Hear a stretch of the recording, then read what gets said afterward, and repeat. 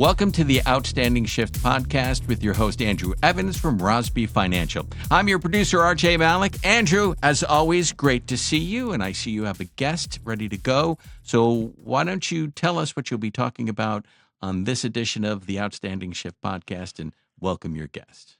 Absolutely. Thank you, RJ. We're recording this on a Friday, and what I always love to say is we go into nice weather down here in Florida, and when you're I'm in a good mood if I say it's a big 80s weekend here coming up. So we'll be listening to Van Halen's 1984 probably pretty much all weekend, rocking out, having a good time.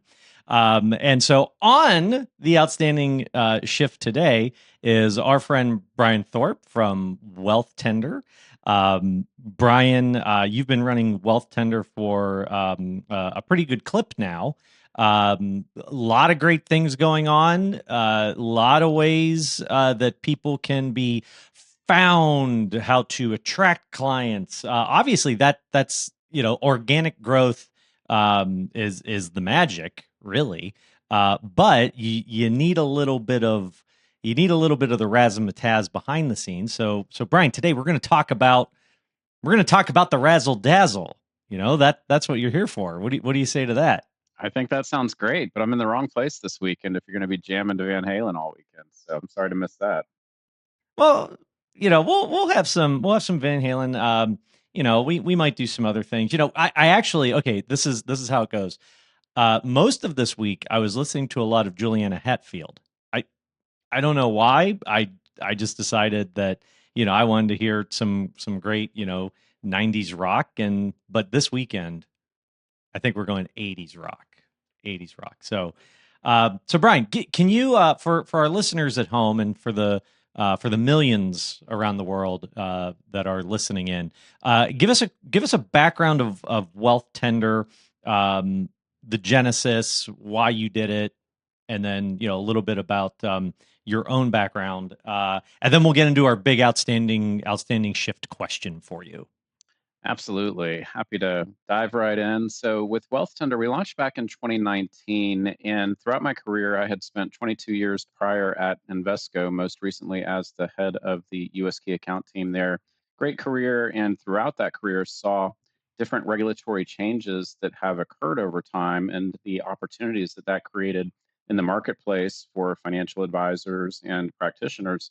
And one of the things that I saw back in 2019 was speculation that the SEC was going to finally come off their prohibition of advisors being able to use testimonials and online reviews in their marketing activities. And so really latched onto that and saw an opportunity to jump out of the corporate world, had the entrepreneurial bug, and was excited to launch Wealthtender as the industry's first SEC compliant online review platform. Obviously, took a little bit of time because it wasn't until 2021 when the SEC marketing rule became a thing that allowed this to happen. But essentially, what we were seeing across other trust-based professions like doctors and lawyers is that similar platforms like ZocDoc for physicians have done a great job of helping physicians with their digital marketing, with online reviews, and their ability to help consumers find physicians based on location, specialization, and platforms of that nature couldn't really exist in our space until the SEC marketing rule came around. So flash forward 7 years, it's been a lot of fun building it out. We today have over 800 advisors and wealth management firms that are now featured on the platform. And I know we're going to talk a little bit more about this as well, but especially exciting because having that presence on Wealthtender, having those online reviews can now also really help advisors show up much more frequently and prominently in AI search tools like ChatGPT, Gemini, et cetera. So, with all that in mind, and with what Wealthtender does, and we encourage everybody go check out the website wealthtender.com. I mean, it can't be easier than that. Why are this is the question? Why are we advisors so bad at getting the testimonial, the referral, the engagement when we know our clients really like us? We know we're doing a great job. Why are we so bad at this? Well, for starters, I wouldn't single out financial advisors exclusively. Not yet. I will as we get into the conversation. But it is important to recognize that as financial advisors, this is simply something that wasn't available. You weren't permitted to invite your clients to provide feedback. But when you look at other trust based professions, doctors, lawyers, where those, especially that are in private practice, they've had that ability. It's been part of the fabric of what they do and almost an expectation and understanding that if they're going to be client facing, whether it's with patients or clients in the case of attorneys, you have to have that feedback if you're going to really survive and thrive. And of course, within our Hmm. profession, advisors know how valuable referrals are. Most advisors will, of course, say, we love getting referrals, and they're not afraid to welcome people that have been referred into a conversation. But what we've seen in a study that we conducted last fall is that even when people get offline referrals, they get a referral to an advisor from a friend or somebody in their network, 83%, the first thing they're doing is going online and looking for reviews to see what other people have to say about the advisor. So the fact of the matter is, within our profession, we know, of course, that advisors have been able to grow through referrals. However, what they're not seeing are all of the referrals that they're missing because they don't have those online reviews to really reinforce why they should be the advisor of choice. Now, of course, in a world where no advisors have reviews, it's been less of an issue. But today, it's a tremendous opportunity for advisors that do collect reviews to really stand apart and position themselves to win more business and convert more Hmm. leads than advisors that haven't yet taken advantage of the opportunity. Well, like this isn't this is newer for us, but I mean there was a time when you could actually do these things, and I think what a lot of people don't remember is that it's always a bad apple that spoils the bunch, right? I mean, back in the 80s, I mean, that's when this got shut down. I mean, there used to be testimonials all the time. I go onto YouTube and look up any old EF Hutton um, ad, and had all kinds of celebrities talking about like that. Well, my broker is EF Hutton because when EF Hutton talks, we listen, something like that, right? But like back then, that was a world and a situation where there was just transaction based business, and that led to people saying, oh, you've got to, or like endorsements that didn't mean anything, just to basically like pump and dump.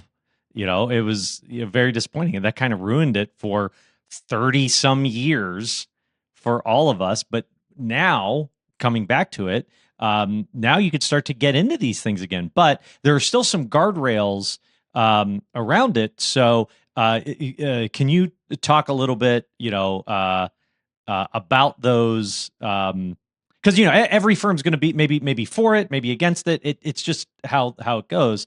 But what are some guardrails, and then what are the things that Wealthtender does to, let's say, alleviate that or give that buffer for a compliance team? Sure.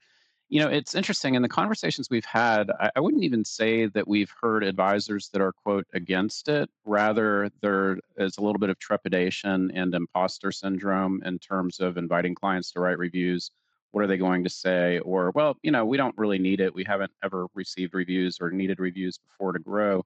But again, that gets back into what advisors don't know in terms of the incremental growth that they may have missed or could be seeing if they did participate in reviews. And, of course, there are other advisors that have the impediments from a home office perspective, where even though regulatorily this is an opportunity, the home office at, especially some of the wirehouses, it might be years, decade, who knows, before those types of advisors are able to take advantage of the opportunity. Well, but they're because remember they're I mean they're kind of the ones that caused it. So they're So we'll point fingers, I mean let's be fair. Yeah, right? I mean it was really over there, not over here. Indeed. It And was them. It was them. it was Yeah, them, not me, yeah, not me. Exactly. But yeah, to answer your exactly. question, so the guardrails. So of course, the SEC finally in 2021 said, "Hey, here's the new SEC marketing rule. It's now in effect." There was an 18-month transition period for firms to comply, and so today it's still early days. Fewer than 10% of advisors and firms taking advantage of the opportunity. But for those that do, the guardrails that are important are a few things. One, when you begin reaching out to clients to invite them to write reviews, the SEC doesn't want advisory firms or advisors cherry picking which clients they invite to write reviews. So it is important at the outset to invite all of your current clients to write a review. And at Wealthcenter, we provide the tools to help advisors do that. We've now helped over 350 firms collect more than 5,000 reviews. And by the way, I would mention that over 99% of those reviews are 5 stars. Naturally, they're solicited reviews, so not a surprise that they're going to be favorable, but obviously people love their advisors. So getting over that imposter syndrome when you do ask for reviews, they're going to be really stellar. Now, once you've Mhm. invited your clients to write reviews and they start to come in, what the SEC also requires is that each published review or testimonial incorporates disclosures that indicate three things, what they refer to as clearly and prominently alongside each review. So, one, whether or not the individual that wrote the review is a current client of the advisor. Two, whether or not the individual was compensated in any form by the advisor to write that review. And then three, if there are any material conflicts of interest. And of course, like anything with the Brian, SEC, there are more requirements, but those are some of the highlights that I would mention. yeah. Okay. Well, Brian, let's go back real quick because I think right there we're we're getting a great clip. All right, so do it again. What are the three main points there? What are the three main disclosure points Right. for everybody out there? Because they're going to watch this on LinkedIn, they're going to watch it on some reel. This is it. If you publish a client review online, it's important to disclose three disclosures clearly and prominently. One, whether or not the individual that wrote the review is a current client of your firm, whether or not they were compensated by you in any form to write the review, and then if there are any material conflicts of interest. Okay. What would be a material conflict of interest? Sure. Like, what do you think? Like, Best example would probably be an advisor who has a referral relationship with an accountant, and that accountant is sending business to the advisor, has a vested interest in doing so based on a referral arrangement, and therefore it would be important to disclose that, wow, this is a glowing review from this professional that I work with. However, it's important to note that they do receive compensation from us in exchange for referrals that they send our way. So that's probably a good example. what about my mom? Yeah, So my mom your really mom wants to wouldn't write be me a good the first review. mom to write a review. We have several advisors, and happy to say I haven't yet seen anything other than 5 star reviews from moms. And important on that, just to note, this is a immediate family member, and hopefully, again, that's going to be a 5 star review. Well, well, I hope so. But a lot of my my advisors, my advisor friends who have met my mom will tell you that she still really has no idea what I do. It's just fine. That's fine. It's moms. It's great. We love them.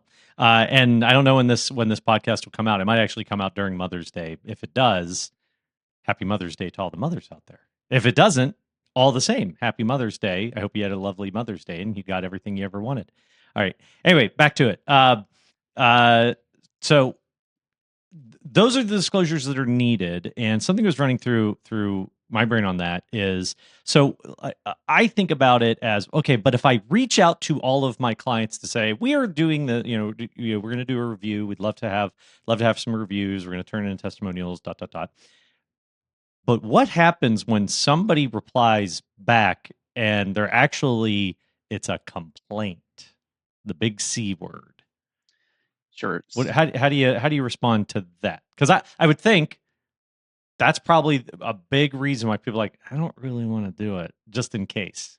And that really gets back into that imposter syndrome because the fact of the matter is that advisors are clearly serving their clients well. And that's what we continue to see with the reviews that are being submitted. So, a couple of things. Again, with the more than 5,000 reviews that have come through Wealthfinder, I can think of 2 reviews that were 2 stars that were from clients who had a concern. And maybe that concern was around the time that they shared that review and they expressed that concern. But nonetheless, these advisors still have 45 or 50 5 star reviews. And then there's that one that's out there that could be a little bit negative. Now, the reality is, again, the SEC understands that there could be negative reviews, but it's rare that that negative review is going to rise to what would be considered a complaint.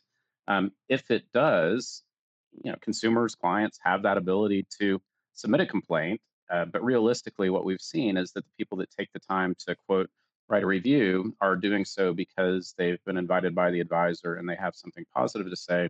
Because the fact of the matter is, Hmm. most people don't really want to bite the hand that feeds them. If they are a current client, they only are going to respond most likely if they have something positive to say, and keep it offline if they do have something that's more serious and significant. Now, with that Hmm. said, one of the available features of Wealthtender, and something that the SEC also permits, is the ability to constrain your testimonial policy to, for example, just solicit and only publish reviews from current clients. And with Wealthtender, you also have the ability to not have a publicly displayed review form on your profile, which prohibits or really uh, alleviates the worries about a stranger off the street writing a review that isn't applicable. Hmm. You know, on Google, you sometimes see negative reviews about financial advisors where somebody parked in the parking lot of the advisory firm and they're not a client, and now you're trying to figure out, you got a 1-star review because their car got towed, and that obviously is not a reflection of the advisory firm. They're not even a client, and you have to fight with those struggles over there.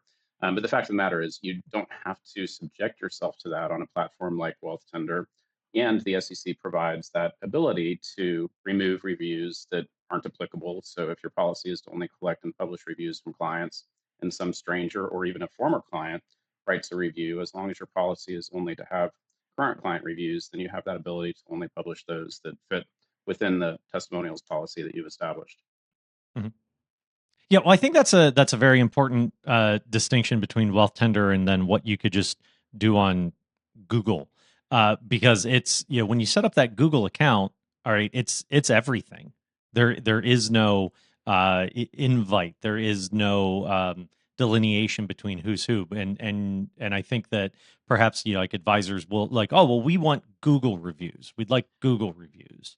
Okay, but and I think that's a main that's a major difference that has to be pointed out is that platform of wealth tender is concise, concealed. Here it is contained.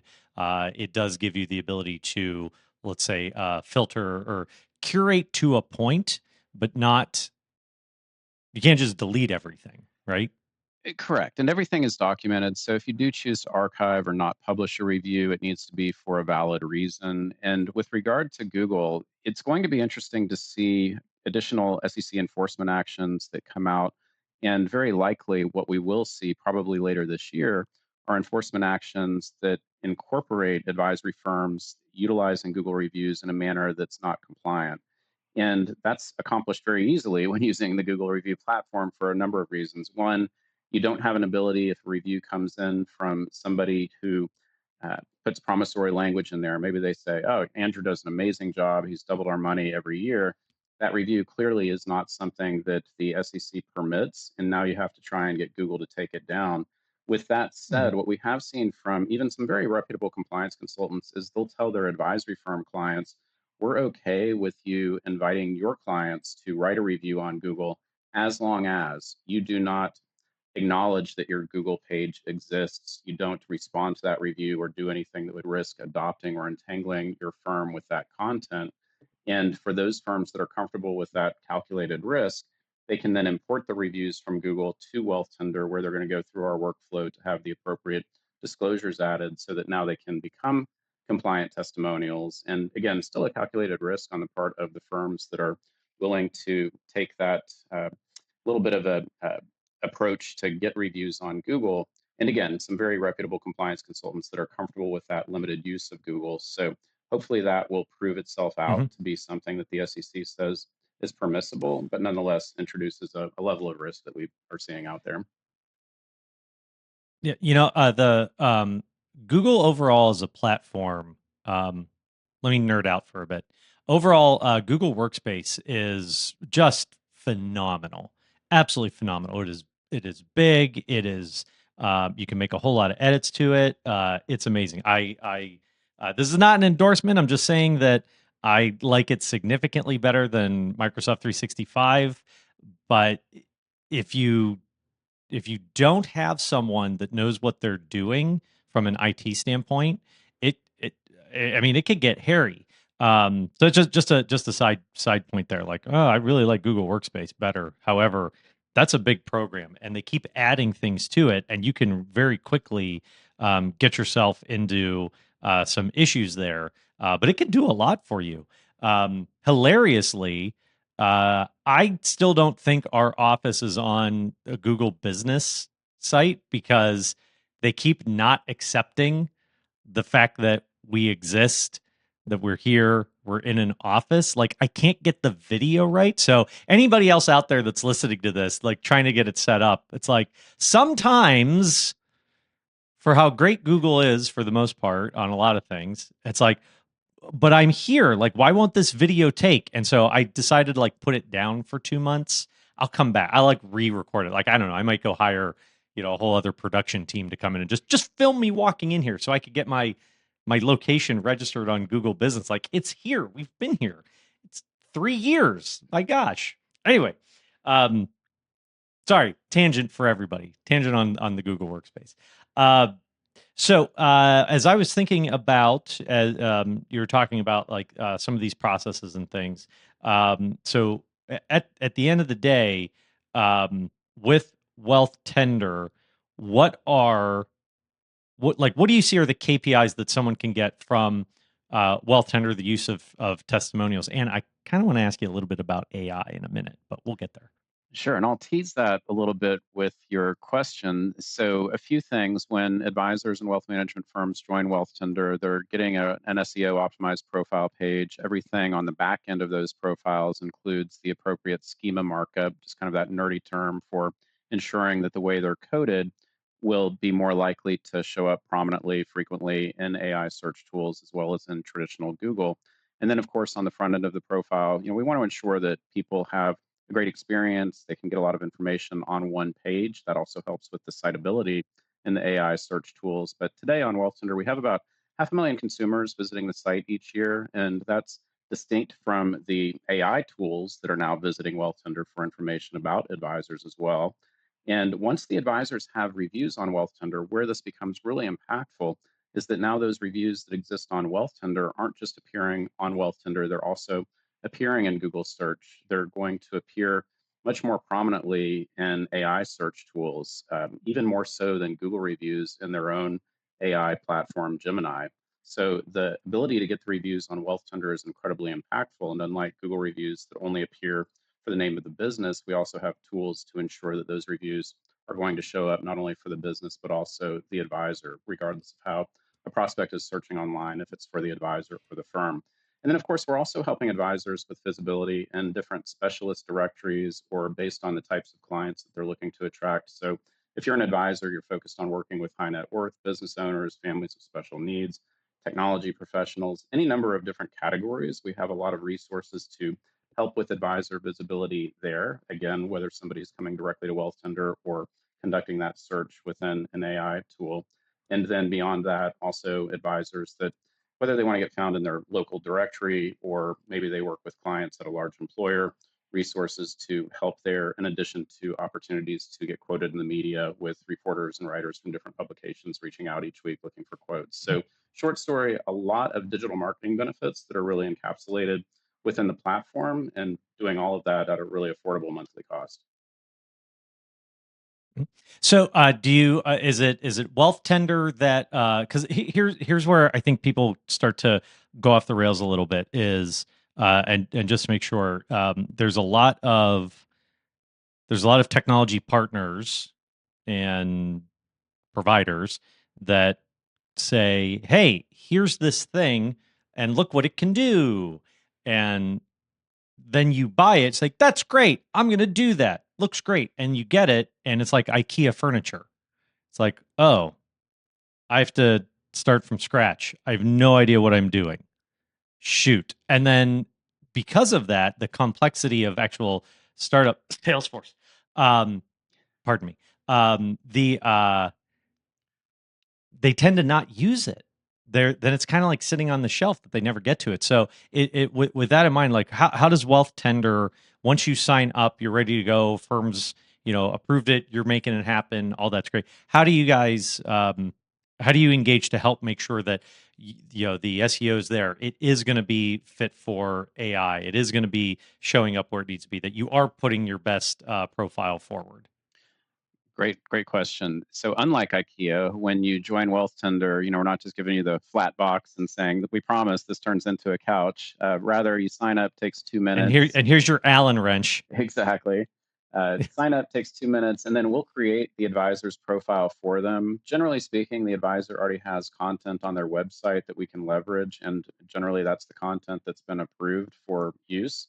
So rather than letting the advisor take their time away from clients, we want to do that for them. Just takes about a day. We'll create that profile and then provide advisors with the ability to sign in. They can always further edit and personalize if they so choose, just like signing into LinkedIn and editing your profile there. And then we walk advisors through the onboarding experience, which also we get a lot of great feedback from advisors. Takes just 5 minutes where they can choose to opt in to the different benefits, whether it's getting notifications to get quoted in the media, choosing which specialist directories they want to be featured in, and then the step-by-step guide to get started with online reviews. So the latter, getting started with online reviews, does take some effort, of course, but we do provide the steps to do it very easily. And then once advisors start that process to invite clients to write reviews, they start coming in. If an advisor stops there, the reviews come into Wealthtender, they're going to start working for them passively. The reviews start showing up on Google, AI search tools, et cetera. Now that advisor has that benefit that's already positioning them to shine. More than 90% of advisors not using online reviews whatsoever. Now, with that said, Mhm. we do encourage advisors, once they have the reviews, to look at all the different ways that they can incorporate that into their marketing activities, nurturing campaigns, social media posts, and we provide a lot of great resources and information to support that. But short story, it is something that even advisors that don't have a lot of time, if they get started with Wealthtender, they're going to be able to get a lot of value out of it. But if they do have more time to put into it, we can offer even greater value as well. Do you do you find it's more individual advisors signing up with you, or firms? So, think of it as like, okay, this firm is signing up. Let's say it's an ensemble RIA or something like that, or is it more the individual? You know, Jane McGillicuddy, in Beethlo is signing up. Sure. In the earliest days, it was the individual advisors. Today, for example, we have over 250 advisors affiliated with XY Planning Network, who, generally speaking, are solo practitioners under their own shingle. The biggest source of growth we're seeing today would be a combination of advisory firms with multiple advisors, where they want to ensure they've got a firm profile and reviews, as well as for their client facing advisors, a presence on Wealthtender. And then also now starting to get into the different broker dealers. So that'll be a next leg of growth for us as more broker dealers are becoming comfortable with the compliance first approach that we've implemented, so that now their advisors will have an opportunity to take advantage of this as well. Cool. But Brian, what's next for you after you take over the world? Okay, and you have everybody signed up, and and UBS signs up, and you've got it all. What do you do next? What do you do next? I'm going to come over to Melbourne. We're going to hang out on the beach, listen to some Van Halen, and figure out world domination and what comes after that. But I'm That's ready right. for a drink with See, an umbrella in it on the beach. that's right. That's right. There's nothing wrong with that. I think that there's always something to be said there, Brian. Not there's anything wrong. Then we'll give you the last word here as we're wrapping up.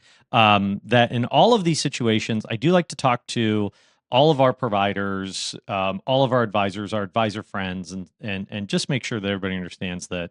Okay, but what else is bringing you joy?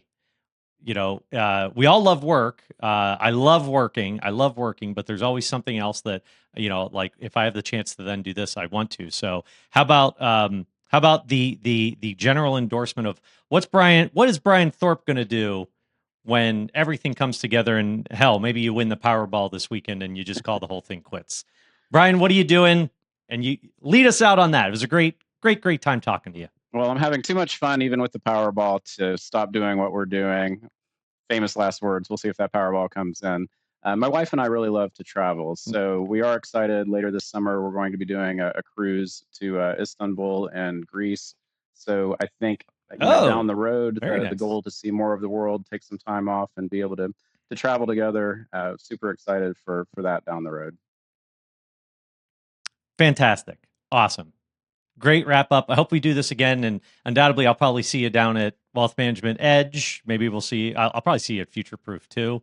But summer's coming. I'll be seeing you around. Every conference on a beach, you'll see me there. All right, Brian, before you go, how about some contact information? Sure. I'm very easy to find online. So it's brian@wealthtender.com, or just type in Brian Thorp. And there's, other than a physician that shows up in North Carolina, I'm really trying to outrank him. So click on me, and happy to connect. So if you're searching on Copilot or ChatGPT or Claude or your Gemini, it should show up, top referral network provider for advisors, Brian Thorp. Should show right up there, Wealthtender. Absolutely. Excellent. And Andrew, your contact information. Yes, sir. As you know, we've been trying to focus more on our outsource program. So catch me at aevans@ouroffice.team. Come learn about our fractional services for advisors. We are the Upwork, the Fiverr of the financial services industry. Come on over, ouroffice.team.